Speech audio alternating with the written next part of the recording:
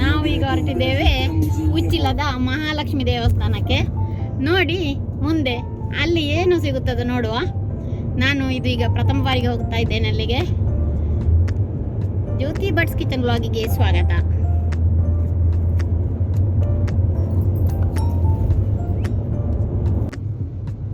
Hi Prajju. Say hi Akshar. Hi.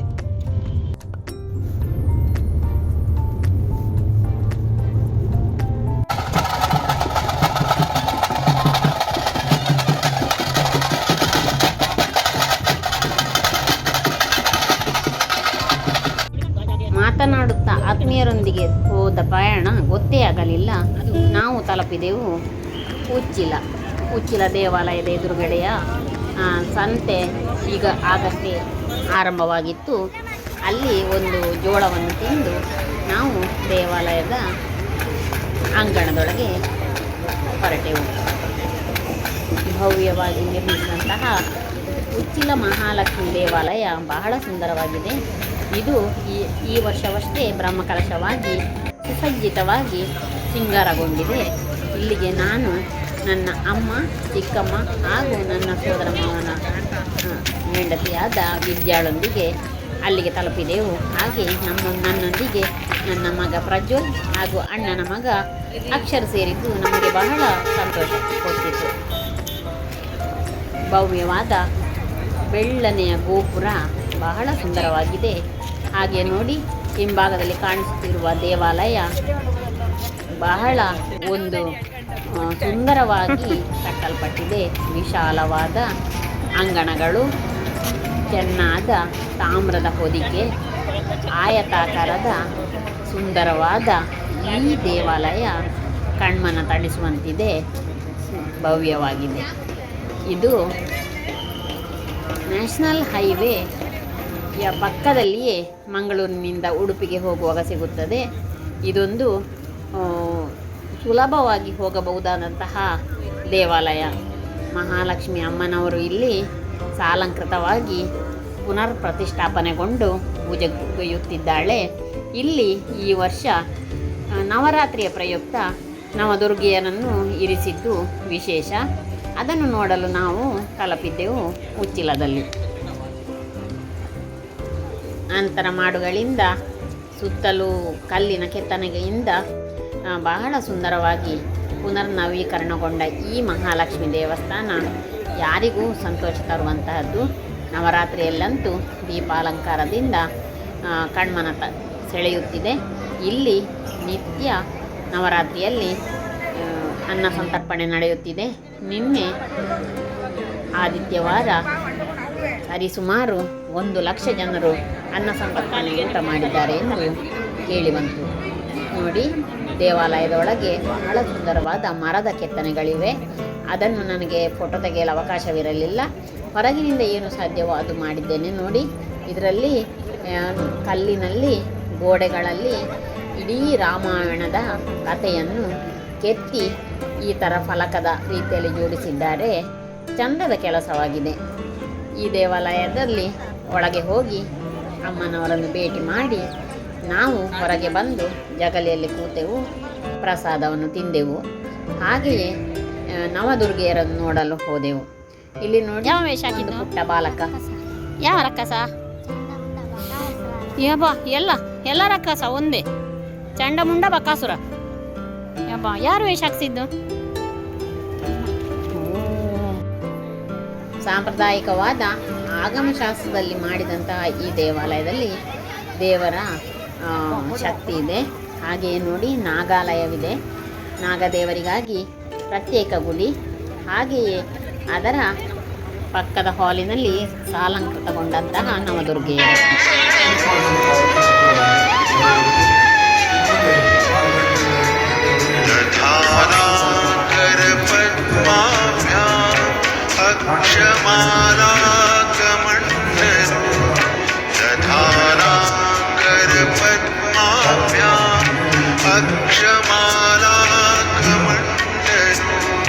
देवी प्रसीदतु मयि ब्रह्मचारिण्यनुत्तमा ब्रह्मचारिण्यनुत्तमा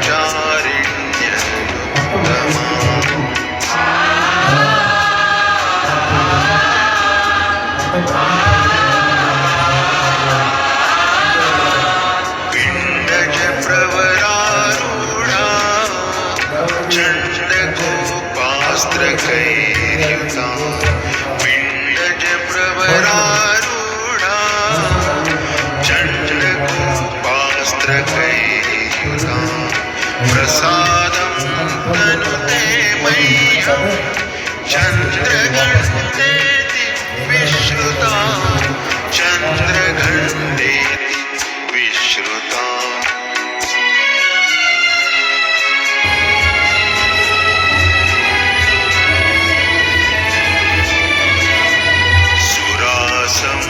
सुरासम्पूर्णकलशं रुधिराप्लुतमेव च सुरासम्पूर्णकलशं रुधिराकृतशेखरा वन्दे वाञ्छितलाभाय चन्द्रार्धकृतशेखरा ನವದುರ್ಗಿಯರನ್ನು ದರ್ಶಿಸಿಕೊಂಡು ಸಾಂಸ್ಕೃತಿಕ ವೈಭವವನ್ನು ಕಣ್ತುಂಬಿಸಿಕೊಂಡೆವು.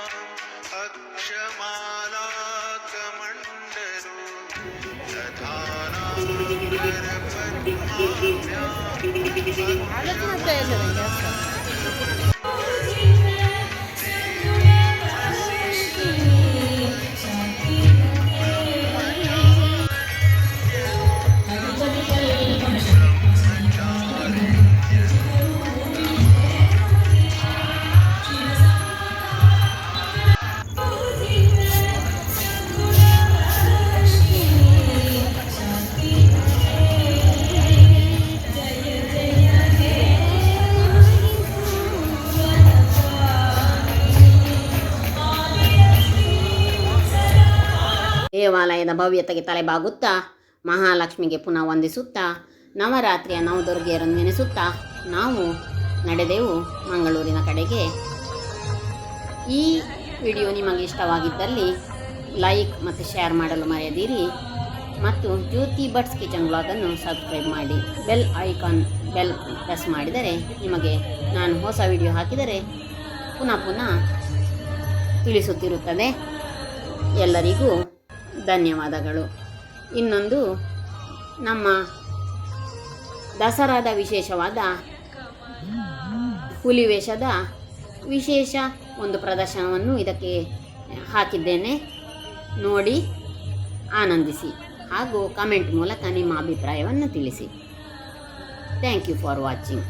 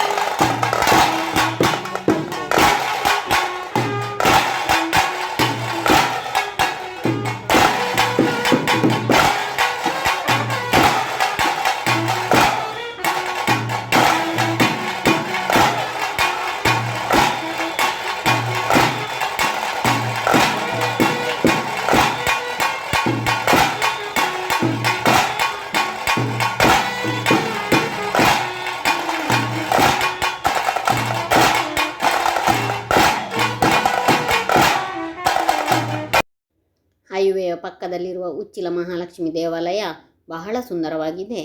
ನೀವೊಮ್ಮೆ ಹೋಗಿ ಬನ್ನಿ. ಅದು ಮರದ ಕೆತ್ತನೆ, ಶಿಲ್ಪಕಲೆ ಬಹಳ ಸುಂದರವಾಗಿದೆ. ಹೋದರಷ್ಟೇ ಅದರ ಅರಿವಾಗುವುದು. Thank you for watching.